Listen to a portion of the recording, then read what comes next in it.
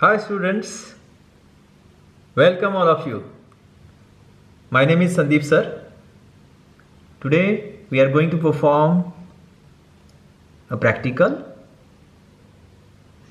screw gauge.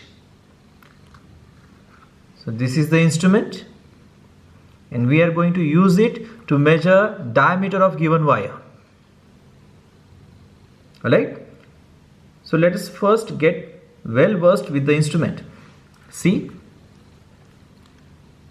this is called as screw gauge or micrometer. Now we have one more for demonstration. See, they are different in size, so we get screw gauges with different sizes, smaller than this and even larger than this, alright, based on the requirement. Here you can notice this is pitch of the screw. The distance between two successive threads is called pitch. Here the pitch is clearly visible, which is 1 mm. Here it is not visible. For today's experiment, so we will continue with this instrument. So let us keep the other one aside.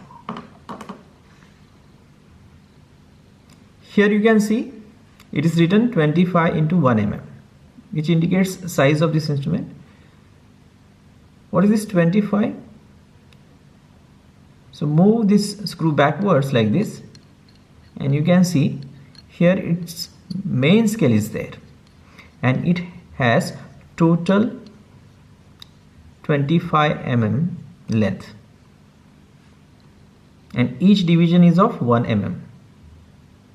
Got it? Okay. Here you can see, right? Now let us see which are its main parts.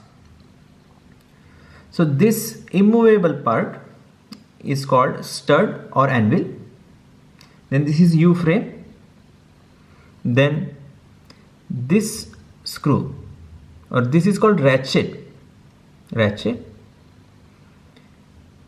Then this part is called thimble or cap. And you can see as I move the ratchet, then here the screw is moving either forward like this or backward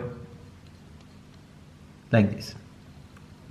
Okay, so whenever you are moving the screw, don't move it like this using cap, move it using the ratchet only, because when this is tightened enough, then the ratchet will produce the sound which gives you indication to stop. Okay, and it prevents the undue tightening of this instrument, so takes care of the accuracy. So always use the ratchet to move this. Okay, alright, so this is how you can move it forward and backward. Now let us come to the zero error of an instrument. What's the concept? So when you move this completely, and also please take a note of this, there is a horizontal reference line here, okay, on the main scale, horizontal reference line. So move this ratchet like this so that this screw is tightened completely against the stud, and then see whether the horizontal reference line is matching with the 0 on the circular scale. So here you can see it is completely matching, or there is coincidence between the reference line, horizontal reference line, and the 0 of the circular scale. Thus this instrument has zero error, or this instrument has no zero error. Thus no correction needs to be applied to the final result. Got the situation? Okay, this is the case of this instrument. Now let us see other cases which are possible. See, this case you just saw, zero error, nil, and no correction needs to be applied. In some cases, after tightening the screw enough, okay, when the ratchet sound is heard, the zero might go little below this reference line, then this is positive zero error, and the correction applied at the end will be negative.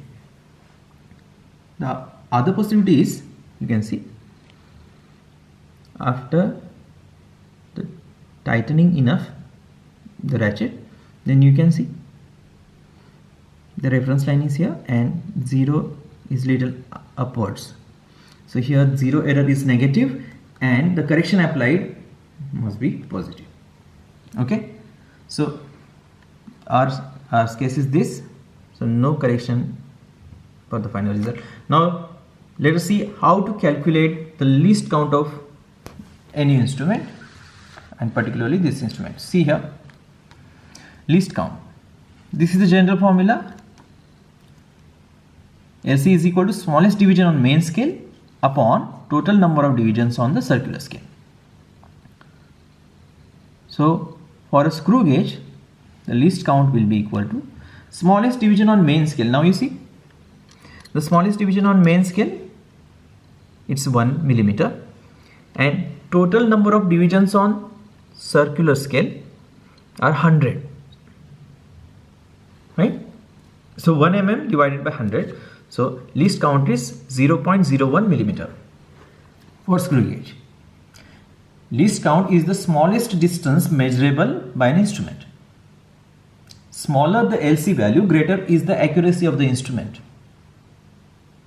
Okay. Now let us come to measurements.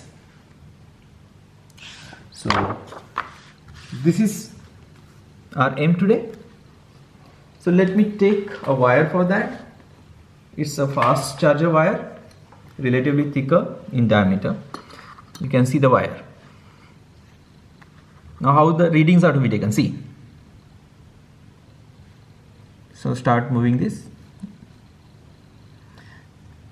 This wire is to be fixed between these two ends. Now start moving this. Okay. And tighten it until this sound is heard. I need to stop here and see the reading. So this is main scale reading, you can see. Main scale reading is 3 and the circular scale reading is 50. Alright? Okay. Now let us write those readings here. First, this is the main scale reading, 3 mm. Circular scale reading, okay. So it is 50 and then into LC it is 0.01. So it will be 0.50 millimeter. So final reading is 3 plus 0.5 is equal to 3.50 mm. Okay, mm is already here. Now this is first reading. Let us go for the second one. So second one, take the wire out and go for one more reading. See.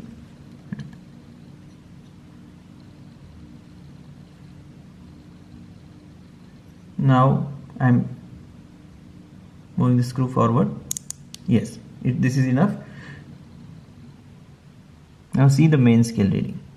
It is 3. And what is the circular scale reading? It is 34, isn't it? Okay. So this is 3 and this is 34 into LC is equal to 0.34, so which makes it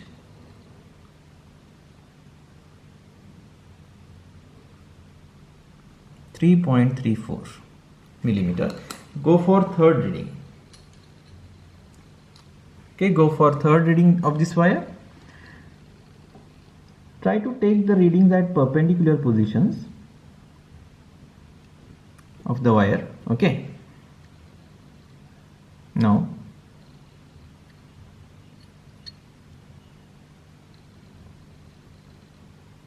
hold it properly and then tighten. Yeah, one more time. This is main scale reading, which is again 3, and the circular scale reading is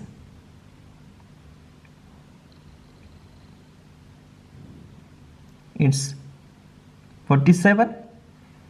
Okay, the circular scale reading is 47.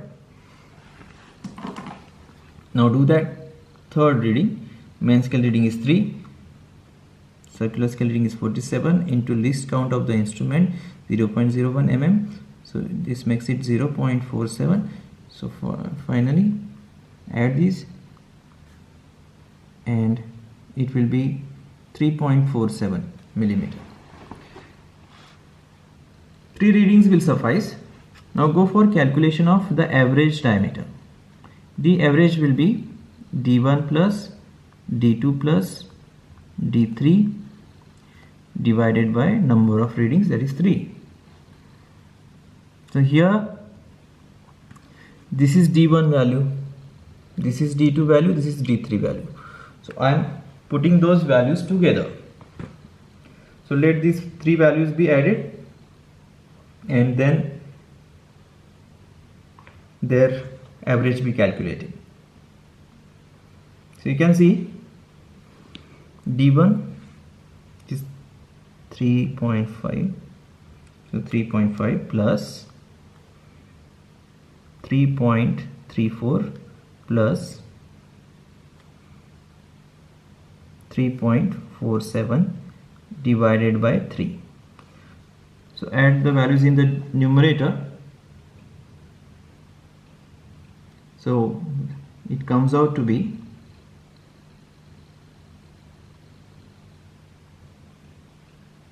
10.31 divided by 3. So what is 10.31 divided by 3? That will be the average value. So it is finally the average 3.436 millimeter.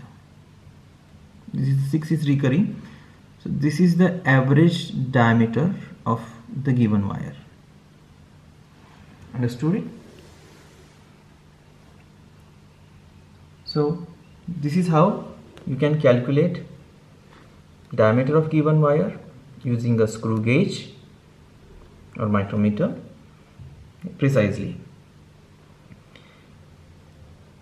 You can also calculate the volume of given wire because you can measure its length using, say, some other instrument, say meter scale, if the wire is not much long, and then you can also calculate the volume of the wire using the formula volume is equal to pi r square h, the volume of cylinder, right? So this is the practical, students. So in the next practical we will see how a vernier calipers is used to measure diameter of a metallic bulb. That's it. Thank you so much.